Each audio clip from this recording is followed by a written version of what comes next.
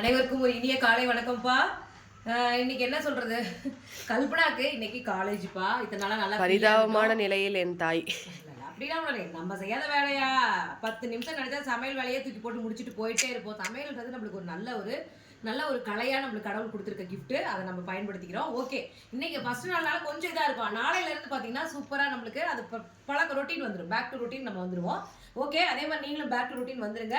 காலையில் வந்து பார்த்தீங்கன்னா கல்பனாக்கு சூப்பரான பிரேக்ஃபாஸ்ட்டு பாருங்கள். சூப்பரான நல்ல பிளைன் தோசை பண்ணியிருக்கேன். அதுக்கு தொட்டு சாப்பிட்றதுக்கு வதக்கு சட்னிங்க. இது வெங்காயம் தக்காளி போட்டு வதக்கி அரைச்ச சட்னி.